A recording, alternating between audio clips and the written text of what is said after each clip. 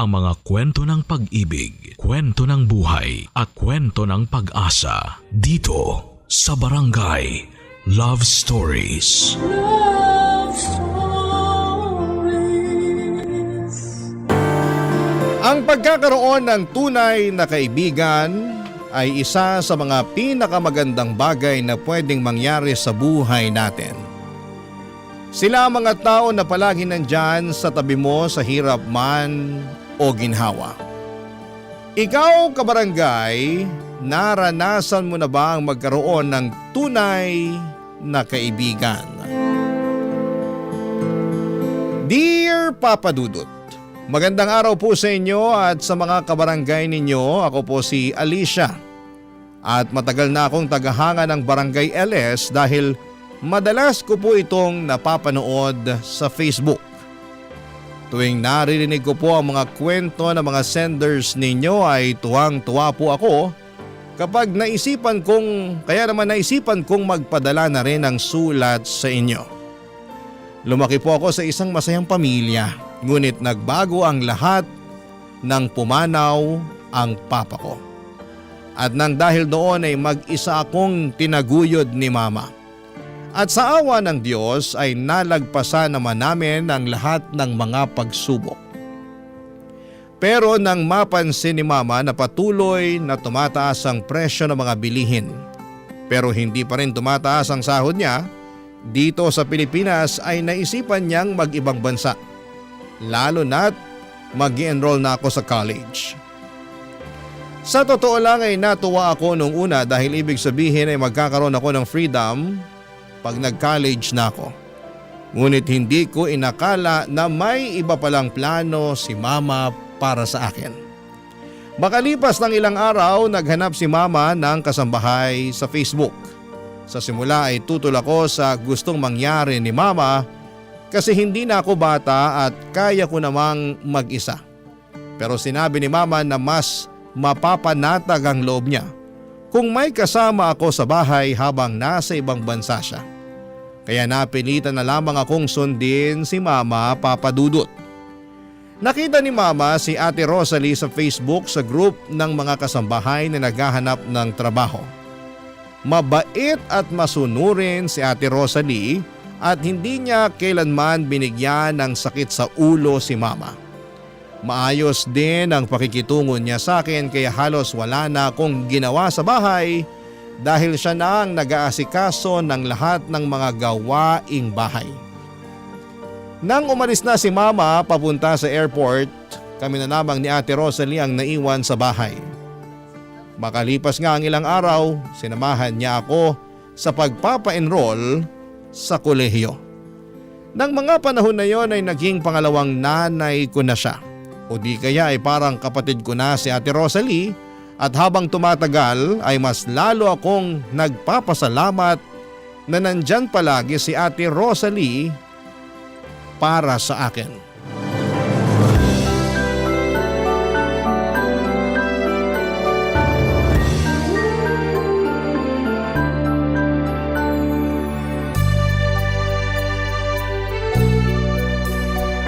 Alicia, eto na yung bacon na pinapaluto mo sa akin.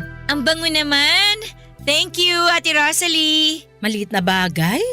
Sige na, maupo ka na. Dito na po kayo. Sabayan niyo na rin po akong kumain. Ayos lang ako. Mauna ka na. Sige po, kayong bahala. Nga pala, excited ka na ba sa paparating na pasukan? Naku po, hindi lang excited, kundi super excited! Mabuti naman kung ganon. Alam mo ba, ang totoo niyan, inggit na inggit nga ako sa'yo eh. Ha?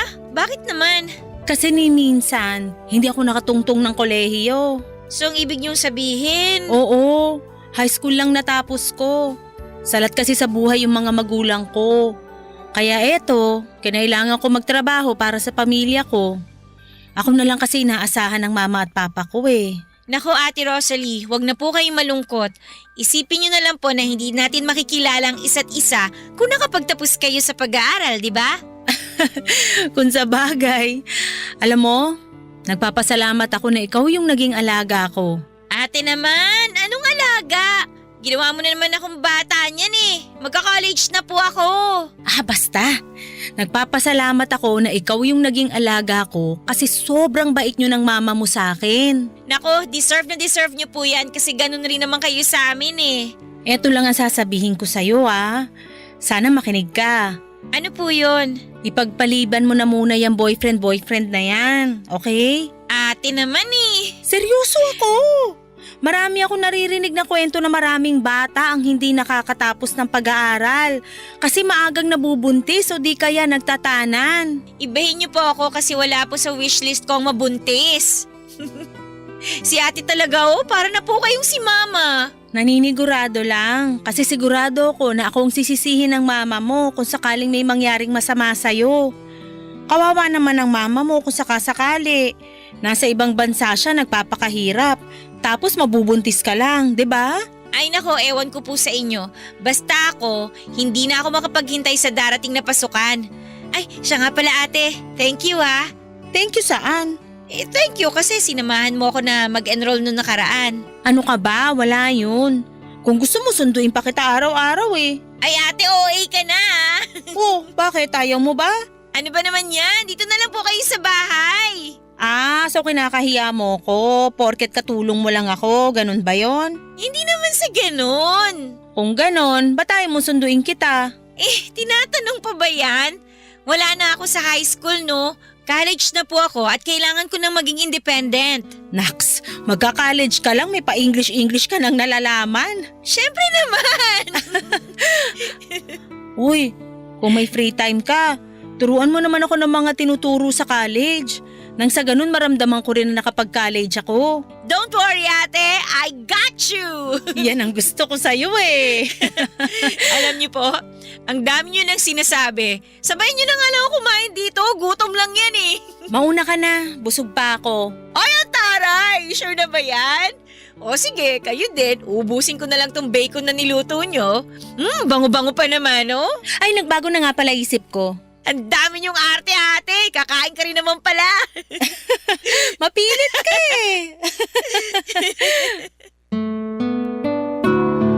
Para sa akin ay parang kapatid o nanay na si Ate Rosalie Papadudut. Nagkakasundo kami sa lahat ng bagay at sobrang saya ko na dumating siya sa buhay ko. Dahil kay Ate Rosalie ay nagkaroon ng kulay ang buhay ko. Mas lalo pang natuwa si Mama tuwing nagvi-video call kami kasi nakikita niya kung gaano kami kasaya ni Ate Rosalie. Masaya si Mama dahil parang pamilya na rin si Ate Rosalie sa amin at ganon din kami sa kanya. Sa totoo lang, Papadudot ay sobrang swerte namin dahil pakiramdam ko ay higit pa siya sa isang kasambahay o yaya. Ang totoo po niyan ay hindi ko na gaanong nararamdaman ng puwang na iniwan ni Mama dahil nandyan palagi si Ate Rosalie na laging sumusuporta at kasama ko sa pang-araw-araw. Parang siya na ang pumuno sa puwang na iniwan ni Mama noong mga panahong yon. Siya ang naging kakampi ko, kaibigan at tagapag-alaga sa lahat ng oras. Pero syempre kahit na ganoon ay nami-miss ko pa rin naman si Mama. Halos 3 beses sa isang linggo ay tumatawag at nakikipag-video call siya kay Ate Rosalie at sa akin para kumustahin kami at para malaman kung ano ang nangyayari sa buhay namin. Kaya kahit malayo si Mama ay ramdam pa rin namin ang pagmamahal at pag-aalaga niya sa amin. Lumipas ang ilang linggo at mas lalo lamang akong na-excite sa unang araw ko sa klase. Noong high school, hindi ako masyadong napapansin ang mga kaklase ko at wala akong mga kaibigan. Pero ngayon na college na ako ay ramdam ko na pwedeng magbago ang lahat ng yon. Nang dumating ang allowance na pinadala ni Mama, sinamahan ako ni Ate Rosalie sa mall para mamili ng mga bagong gamit para sa eskwela. At dahil mahal na mahal ko si Ate Rosalie, syempre binilhan ko rin siya ng mga bagong damit. Ganon kami ka-close, Papadudut. At makalipas ang ilang linggo, dumating na rin ang pinakahihintay kong araw. Ang first day ko sa college. Sobrang namangha ko sa laki at ganda ng mga classrooms namin.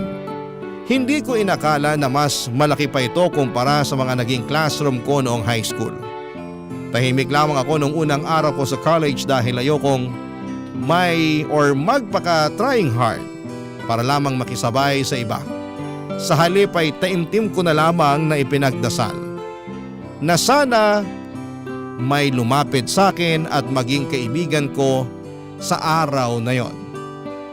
At noong nag-lunch break na kami, parang sinagot na nga ng tadhana ang dasal ko dahil habang kumakain ako ng mag-isa sa cafeteria, may lumapit sa akin at nagpakilala. Si Karen.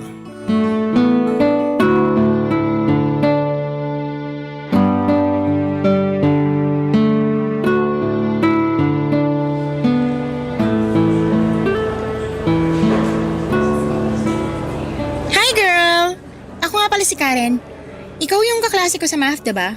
Oo. Hello, Alicia nga pala. Nice to meet you, girl. Nice to meet you too. Halika, sabayan mo na akong kumain. Ay, pasa ko dyan. Diet kasi ako for today's video eh. Anyway, nilapitan kita dito kasi mukha kang mabait at approachable. Thank you. Ikaw din, hindi ka lang maganda. Mukha ka pang cool kid. Aba, syempre naman. Tingnan mo nga tong school na to, ang daming haggard at tsaka. Ay, sorry. Hoy, huwag kang magalit. Hindi ka kasali doon ha. Hindi ikaw yung tinutukoy ko. Ano ka ba? Okay lang. Anyway, pagkatapos mong kumain dyan, may one-time limited offer ako just for you. Ha? Ano naman yun? Open-minded ka ba? Ano ba yan? Hindi kita maintindihan. O siya, hindi na ako magpapaligoy-ligoy pa. Tatapatin na kita. Okay? Naghahanap ako ng makakabonding. May bar kasi ako na gusto kong puntahan at naghahanap ako ng kasama. Bar? Ibig mong sabihin umiinom ka na? OMG! Huwag mo sabihin hindi ka pa nakakainom. Parang ganun na nga. De bale, sabi nga nila, there's always a first time to everything. Diba?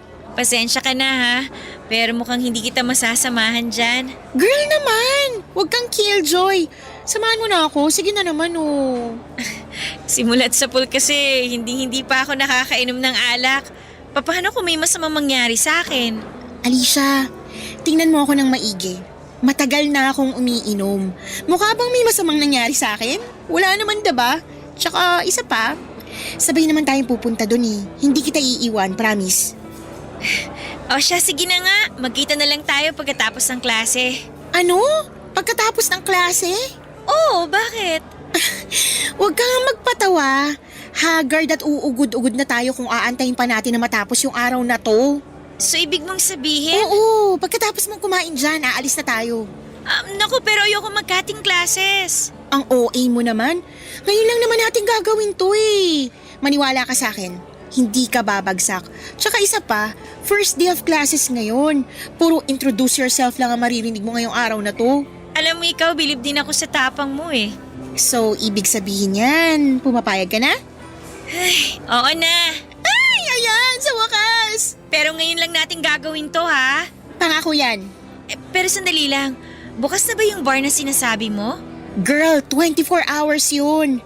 Pero yun nga lang, yung sayawan at disco mamayang gabi pa. Pero okay lang yun. At least buong hapon tayo magiinuman at magchichikahan habang hindi pa nagsisimula yung sayawan, diba? Kung sa bagay. Ay nga pala Alicia, may ipapakiusap sana ako sa'yo. Ano yun? May extra ka ba dyan? Ha? Kailangan ko kasi ng pera eh. Sige na naman please. Saan mo naman gagamitin? Bibili ako ng Yossi. Ano? Naninigarilyo ka? Oh, ba't mukhang gulat na gulat ka dyan? Walang basagan ng trip. Sige na naman, kahit barya lang. Hindi pa kasi ako nakakapag-withdraw ng pera eh. Ay, sige na nga. Ay, ayan! Perfect! Excited na ako! Bilisan mo na kumain dyan!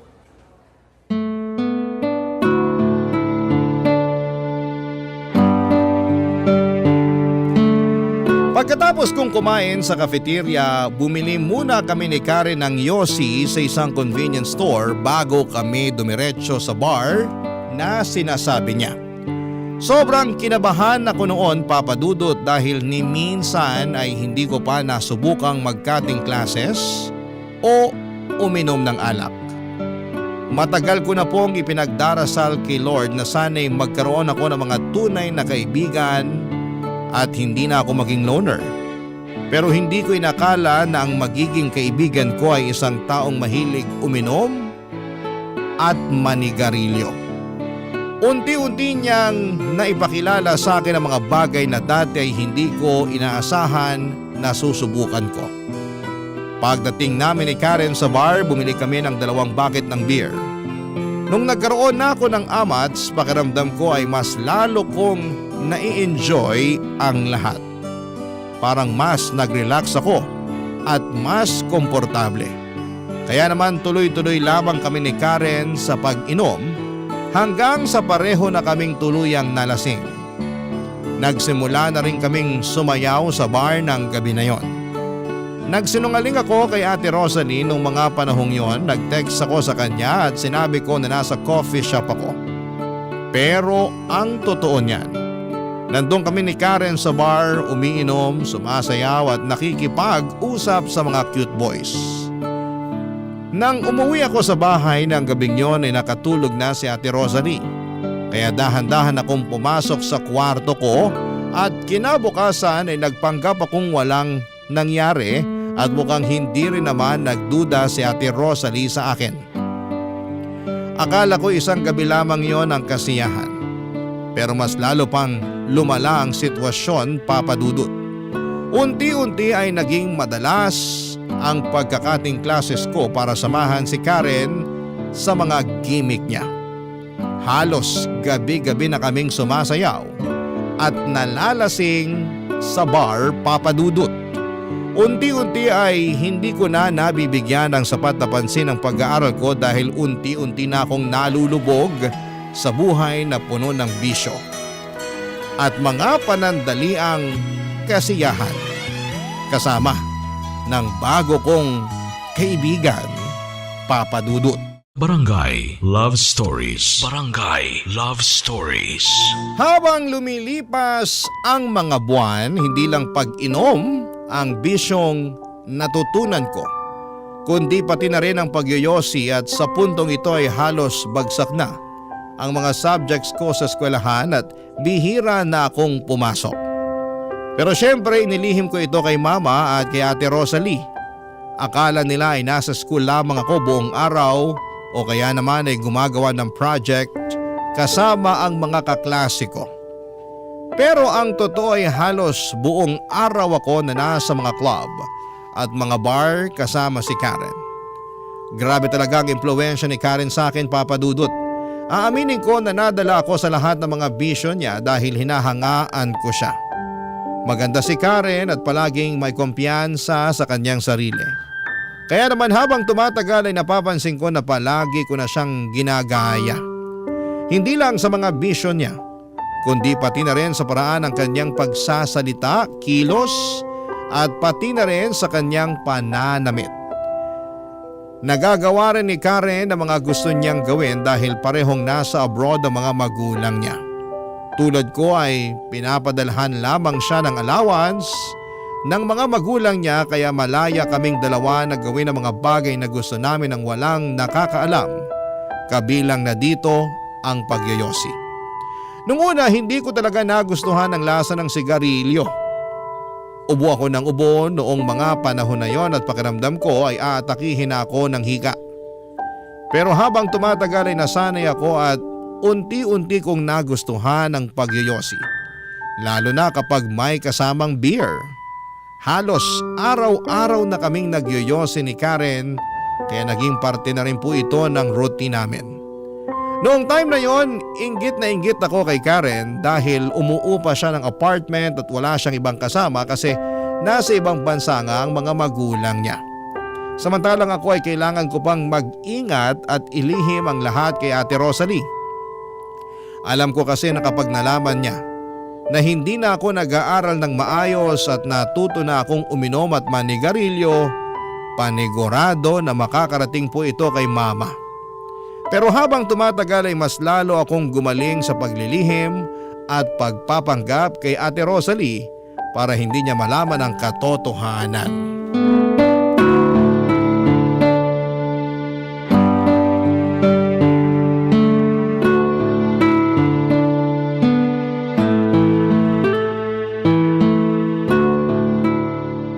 At eto pa, may isa pa akong chika.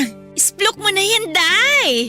Alam mo ba, nung nasa high school pa ako, pumasok ako sa classroom na nangangamoy yosi. Totoo ba? Oo! At eto yung exciting na part. Ano? Yung mga kaklase kong lalaki yung pinagbintangan ng teacher. Hala, kawawa naman pala. Paano ba naman kasi? Mukha kasing sanggano yung mga lalaki kong kaklase. Kaya ayun, sila tuloy yung napagbintangan na naninigarilyo. Bruha ka nga talaga ng taon. Grabe, hindi ka na naawa. Anyway, change topic na nga lang. So, totoo ba yung sinabi mo na may chimay ka sa bahay nyo? Ang lakas mo maka 12 years old girl ha. Grabe ka naman. Gusto kasi ni Mama na may makasama ako sa bahay habang nasa ibang bansa siya. Yun lang yun. Whatever, wala ka pa rin independence. Pero at least may nag-aasikaso ng mga gawaing bahay, di ba? Kahit na. Sabihin mo nga sa akin, malaya ka bang nakakapagyosi sa bahay nyo? Hindi. Mismo, kasi may chimay ka. Tingnan mo ko, malaya akong nagagawa ang lahat ng gusto kong gawin kasi mag-isa lang ako. Kahit ubusin ko pa yung isang kahan ng sigarilyo sa kwarto ko, walang makakapansin at walang magagalit kasi may freedom ako. Oo na, nagyayabang ka na naman. Eh di ikaw na yung may freedom. Ay naku girl, kung ako sa'yo, kausapin mo yung mama mo na paalisin na yung si... Sino ulit yun? Si Ate Rosalie. Oh yun, si Chimay. Ay hala, teka lang. Oh, ba't mukhang hindi ka mapakali dyan? Kailangan kong tawagan si Ate Rosalie. Baka magtaka mamaya yun kung bakit hindi pa ako nakakauwi. Ano ba naman yan? Nakakaloka. Shh, eto na.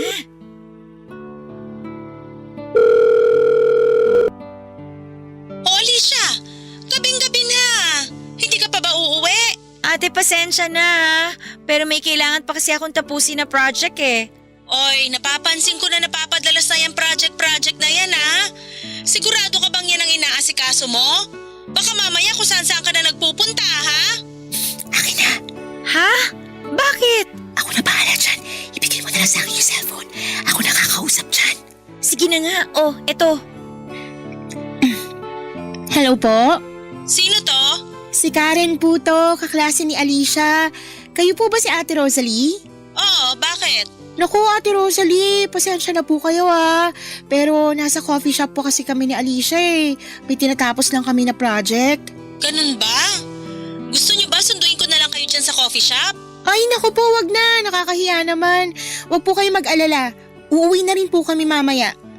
Sige, basta mag-ingat kayo. Okay po, bye! Hala, ang bilis mo naman napaniwala si Ate Rosalie. Ako pa ba? Ang dami kasing sinasabi ng chimay mo eh. Panira ng trip. Kaya ayan, ginawan ko na ng paraan. So ano, hindi ka man lang ba magta-thank you sa akin? Salamat. OMG, ayan na! Magsisimula na yung sayawan! Wait lang girl! Bago tayo sumayaw, yosi naman muna tayo sa labas oh. Sige na nga! Dala mo ba yung lighter mo? Ay wala, pero may posporo ako. Halika na nga! Nang mga panahong yon ay sobrang na-enjoy ko talaga ang pagkakaibigan namin ni Karen. Noong high school pa lamang ako papadudot, nilalayuan ako ng mga tao at halos walang nakikipag-usap sa akin, pero nang makilala ko si Karen, pakiramdam ko po ay nagbago ang lahat. Para na rin ako naging cool kid. Ramdam ko na may kasama na ako at may taong tumatanggap sa akin. Pero papadudot natapos din ang masasayang araw na yon dahil halos binagsak ko na lahat ng subjects ko sa school. Alam kong kapag nalaman ito ni Mama at ni Ate Rosalie ay tiyak na maghahalo ang balat sa tinalupan. Kaya agad akong lumapit kay Karen para maghanap ng karamay. At hindi na rin ako nagulat nang malaman ko na ganon din ang sitwasyon ni Karen sa eskwelahan. Puro bagsak din ang grades niya at wala itong naipasa na subject. Pero ang kinagulat ko lang talaga ay mukhang hindi man lang nabahala si Karen sa dami ng subjects na ibinagsak niya. Dito na niya inamin na may kakilala siyang marunong mag-photoshop ng school records. Ngunit may kapalit na malaking halaga. Agad ako nagpatulong sa kakilala niya at nagawa rin itong i-photoshop ang mga grades ko. Ipinakita ko ang peking school records kina Mama at Ate Rosalie at sobrang natuwa sila sa akin. Pero ang hindi nila alam, lahat ng yon ay isang malaking kasinungalingan lamang. Aaminin ko, Papa Dudut, na sobrang nakonsensya ako noon, lalo na nang magpadala si Mama ng pera para sa enrollment ko sa paparating na second semester. Ang hindi niya alam ay magiging irregular student na ako dahil uulitin ko ang lahat ng subjects na nabagsak ko noong first semester. Habang tumatagal ay mas lalo lamang akong na-stress sa mga pinagdadaanan ko, kaya nagsimula akong magyosi sa kwarto ko para maibsan ang kaba ko kahit papaano. At para naman matakpan ang amoy ng sigarilyo, bumili ako ng iba't ibang pabango, perfume, air freshener at scented candle. At para hindi maamoy ni Ate Rosalie ang usok ay tinatakpan ko pa ang ilalim ng pintuan ng kumot para hindi lumabas ang amoy, Papa Dudut.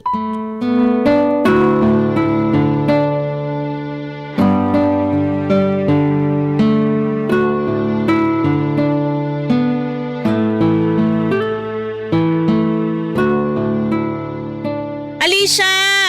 Lumabas ka na dyan! Kumain ka na! Sige po, sandali lang. Yun. Usok. Masama na pinaghihintay yung grasya. Halika na! Andyan na po!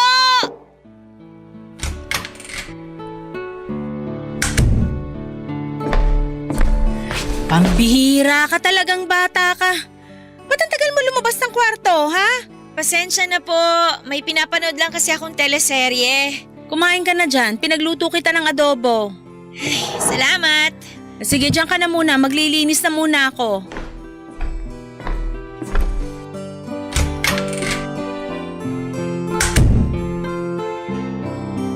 Alicia! Ay, Ate Rosalie naman! Kumangasigaw ka, alam mo na sunugan. Bakit ba? Ano ba kasi yon? Bakit may mga upos ng yosi sa basurahan mo, ha? Patay!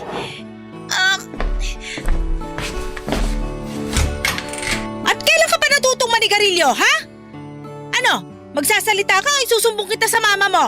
Ate! Nagmamakaawa ako sa'yo. Please, sana naman wag makarating to kay Mama. Oh, inaamin ko na. Nagyosi ako. Ano ka ba naman, Alicia? Hindi mo ba alam na yung mga ganitong klaseng bisyo, dadalin mo yan hanggang sa pagtanda mo? Maniwala ka sa akin, ikakapahamak mo lang yung pagyosi mo kung ipagpapatuloy mo yan. Oo na, promise. Hindi ko na po talaga uulitin. Sigurado na ba yan? Oo, pangako. O siya, sige. Sige na, kumain ka na doon. Mamaya na lang ako kakain. Dito na muna ako. Sige na po. Ay, kung ganun ako na lang muna lalabas ng kwarto mo. Kailangan ko na malamig na tubig. Bigla ako na high blood sa'yo. Ay, naku, paano ba to? Nasaan na ba yung cellphone ko? Ay, ito.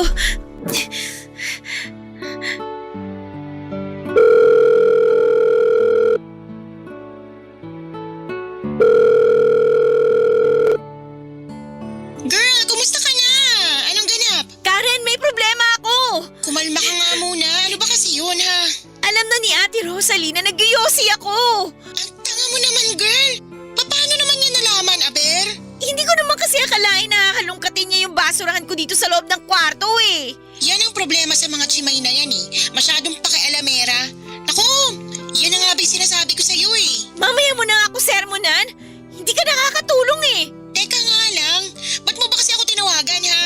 Ano naman kinalaman ko kung nahuli ka ng chimay mo? Ewan, hindi ko na alam. Basta natataranta ako. Ano ba kasi talaga ang problema mo, ha? Sinabi ba niya na magsusumbong siya sa mama mo? Ayun na nga, mukhang wala naman siyang balak na magsumbong. Pero, ewan ko ba, hindi pa rin ako mapakali eh. Kasi, sigurado ako na anytime pwede niya akong isumbong kay Mama. Hello? Andiyan ka pa ba? Oo! Malahimik ka nga muna. Nag-iisip na nga ako. O ano, may naisip ka na ba? Shucks! May naisip na ako. Alicia girl, eto makinig ka. Eto ang gagawin mo. Kunin mo yung cellphone ng Shimay nyo at ilublob mo sa tubig para hindi niya mahalata na may sumira ng cellphone niya. Nang sa ganon, hindi na rin siya makakapagsumbong sa mama mo. Ayoko nga! Girl, pag nagsumbong yan sa mama mo, ikaw ang madedehado dito. Sige ka, ikaw rin. Pero kailangan ko ba talagang sirain yung cellphone niya? Ang dami mo namang arte. O siya, eto na, mag-iisip pa ako.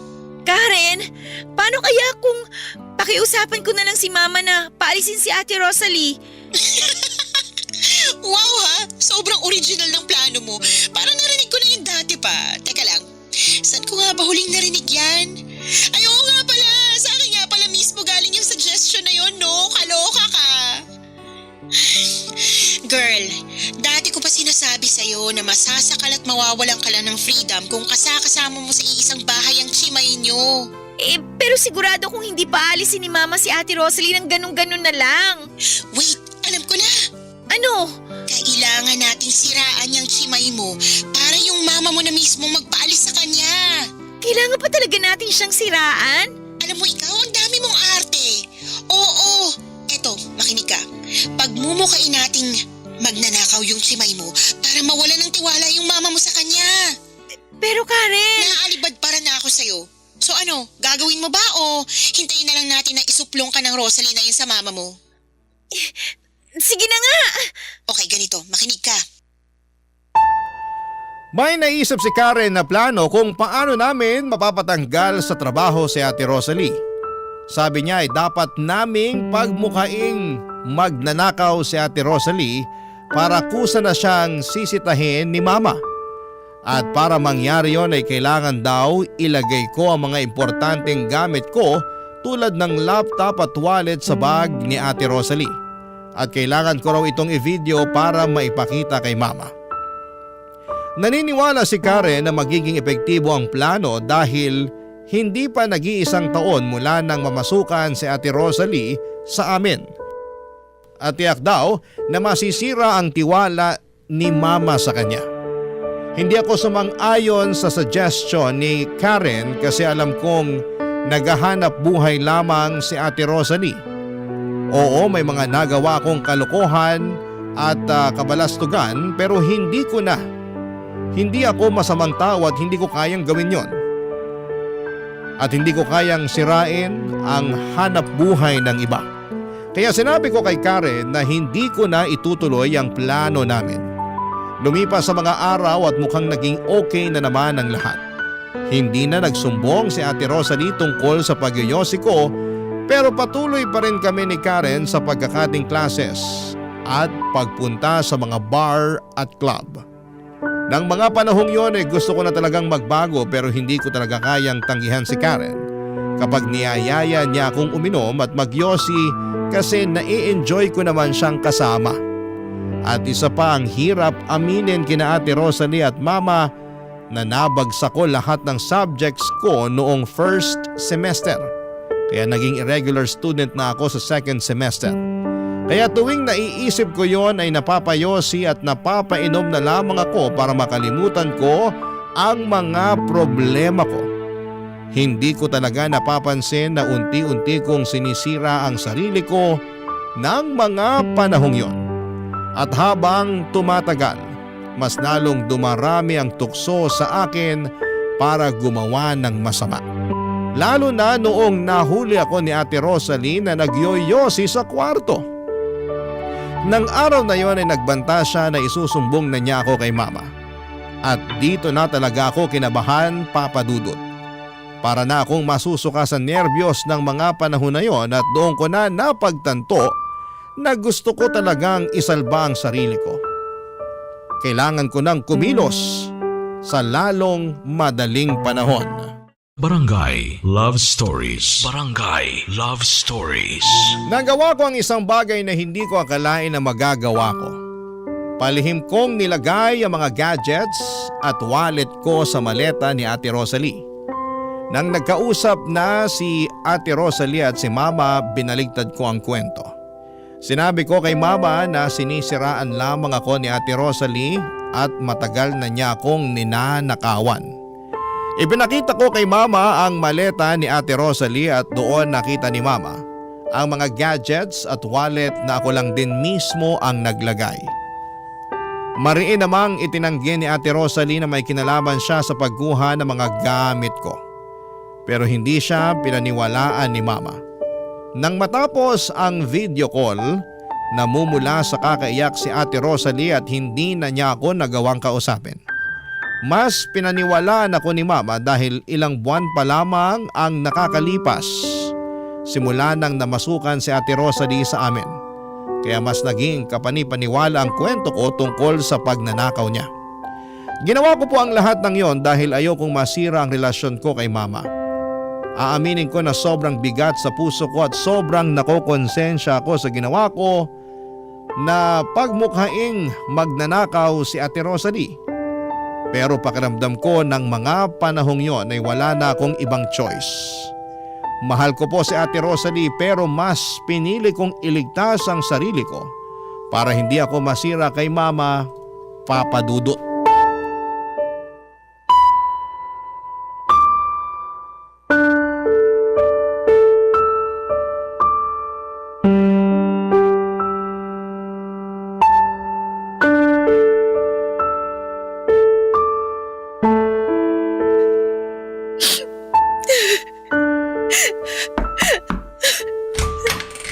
Ate Rosalie? Alicia! Paano mo nagawa sa akin to, ha? Ate... Huwag mo akong maate-ate! Kasi kung ate ang tingin mo sa akin, hindi mo magagawa yung ginawa mo sa akin. Pinagkatiwalaan kita, Alicia. Parang pamilya na yung tingin ko sa'yo, pero hindi ko akalain na yung taong tinuring kong pamilya, siya rin pala yung tatraitor sa akin. Ate, I'm sorry. Pero wala na akong choice eh. Anong ibig mo sabihin na wala kang choice, ha? Nagbabalak ka kasing sabihin kay Mama yung tungkol sa pag-iyosi ko. At kung hindi ko ginawa yung ginawa ko sa'yo, malamang ako yung masisira kay Mama. Kaya mas ginusto mo na ako yung masira sa mama mo, ganun ba yon? Alicia, alam mo kung gaano kami kasalat sa buhay. Ako na lang ang inaasahan ng mga magulang ko. Ngayong sinisanti na ako ng mama mo, hindi ko na alam kung saan ko kukunin yung pera para sa pampaopera ng papa ko. Pampaopera? Anong ibig niyong sabihin? May katarata yung papa ko, Alicia. At pinag-iipunan ko na yung pampaopera niya kasi pwede niya tong ikabulag. Pero ngayon na wala na akong trabaho. Hindi ko na alam kung may pag-asa pa na makakita ng maayos yung papa ko. Hala ate, I'm sorry. Hindi ko alam. Pues ngayong alam mo na. Babawiin mo na ba sa mama mo lahat ng mga kasinungaling yung pinagsasabi mo tungkol sa akin? Kung ganon, wala na tayong dapat pag-usapan pa. At huwag kang mag-alala kasi matutupad na yung hiling mo. Aalis na ako dito sa Makalawa. Hinihintay ko na lang yung huling sahod ko at yung kasambahay na tinawagan ng mama mo para pumalit sa akin. Ate, sorry talaga. Bakit? Magagamot ba ng sorry mo yung papa ko? Hindi naman, di ba? Alam mo ba kung gaano kasakit yung ginagawa mo ng maayos yung trabaho mo pero napagbibintangan ka sa isang bagay na hindi mo namang ginawa? Sige na, Alicia, umalis ka na bago ko tuluyang makalimutan na may pinagsamahan tayo. Pero ate... Sige na! Umalis ka na! Nasaan ba si Karen ngayon? Kailangan na kailangan ko siya.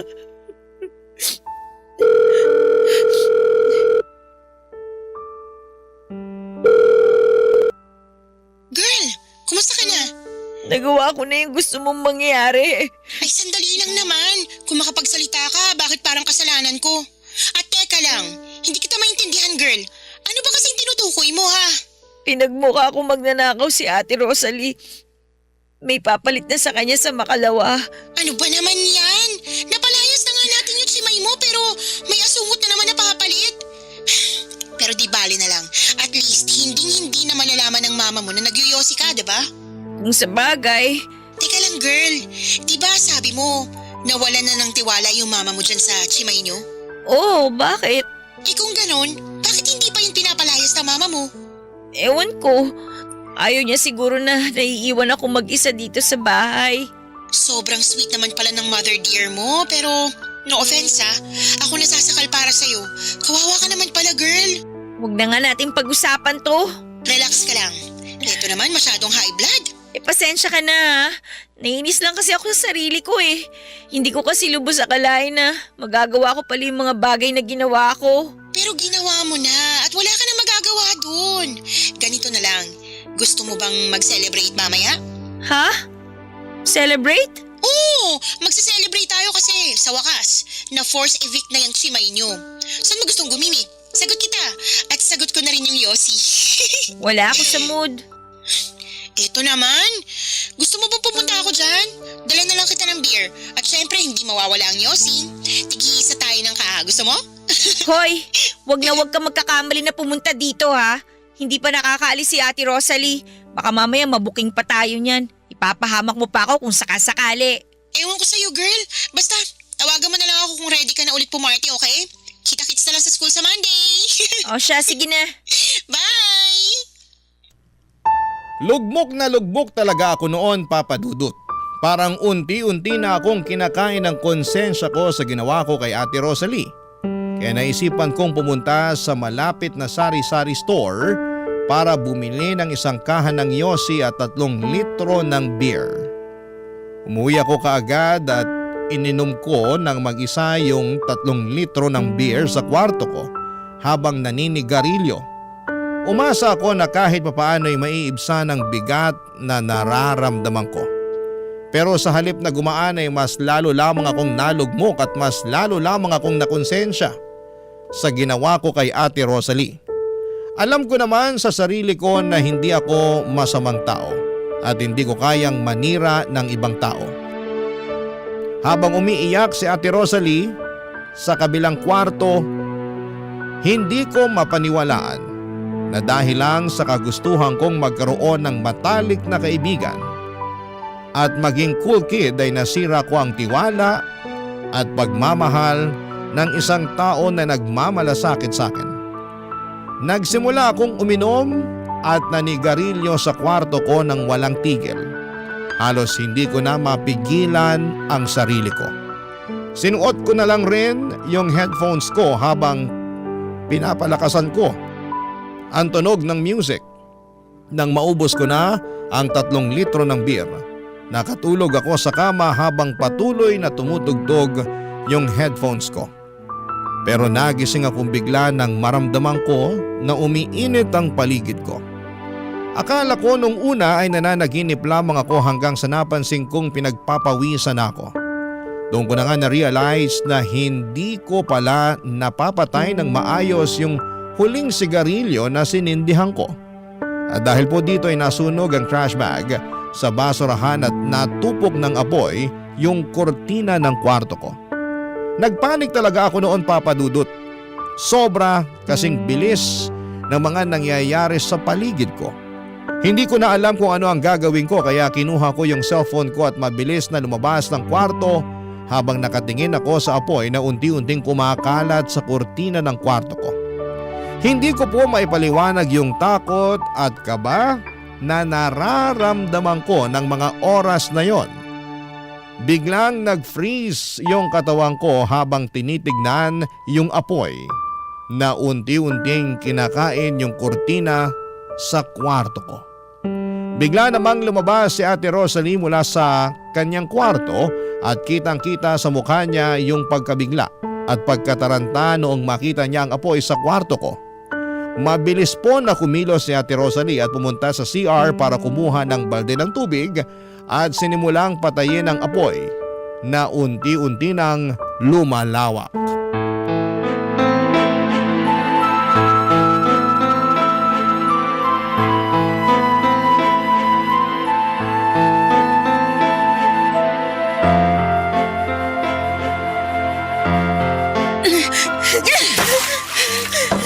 Diyos ko, salamat po.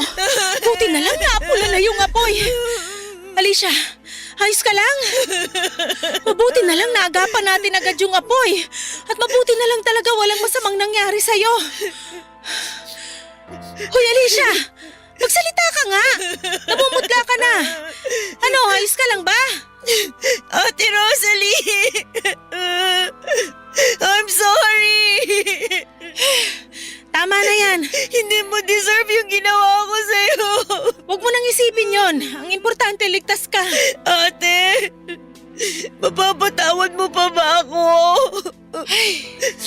Ang totoo niyan, hanggang ngayon masama pa rin yung loob ko sa ginawa mo sa akin. Pero hindi ibig sabihin nun na kinamumuhian na kita. Siyempre ayoko namang may masamang mangyari sa'yo. Ate, I'm sorry. Pangako ko, itatama ko na lahat ng pagkakamali ko. Sasabihin ko na kay Mama yung totoo na wala kang kasalanan. Na pakanako lang ang lahat-lahat ng ito. Talaga ba? Gagawin mo yon para sa akin? Ate Rosalie, niligtas mo yung buhay ko. At kung hindi dahil sa'yo, malamang pinaglalamayan na ako ngayon. Ano ka ba? Huwag ka nga magsalita ng ganyan. Ate Rosalie, pwede ba kitang mayakap? Halika dito. Oo naman. Ate, sorry talaga. Patawarin mo ako, please. Huwag kang mag-alala. Pinapatawad na kita. Nga pala, kailangan kong sabihin sa mama mo tong nangyari sa kwarto mo. Diyan ka lang ha. Kukunin ko lang yung cellphone sa kwarto.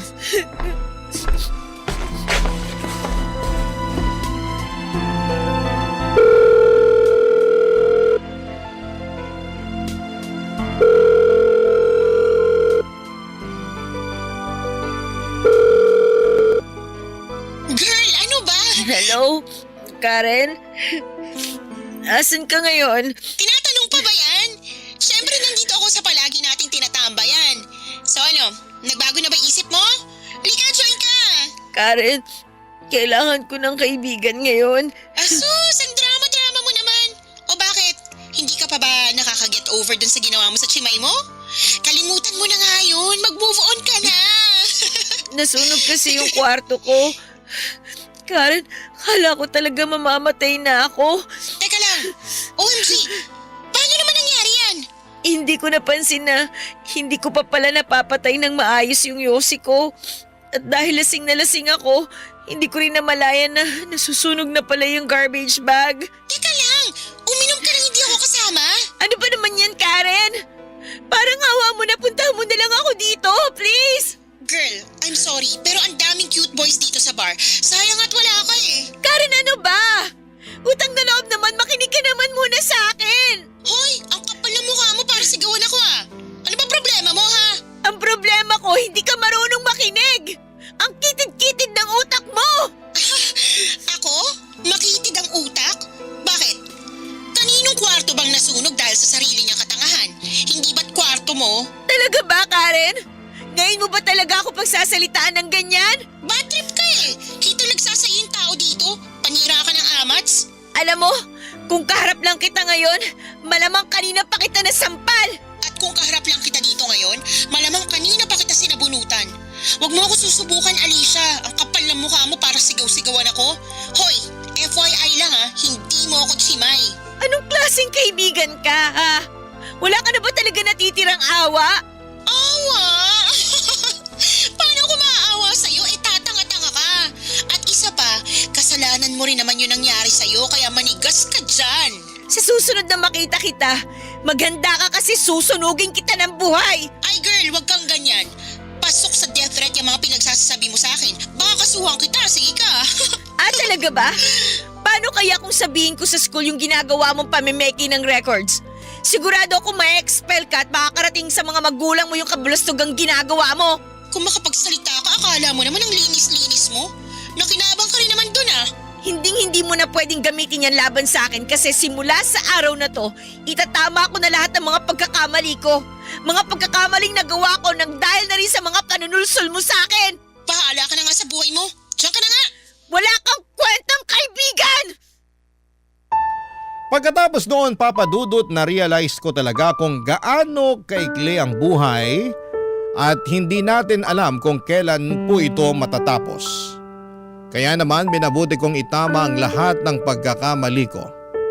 Nang sinabi ni Ate Rosalie kay Mama na nasunog ang kwarto ko ay sobrang nagulat si Mama.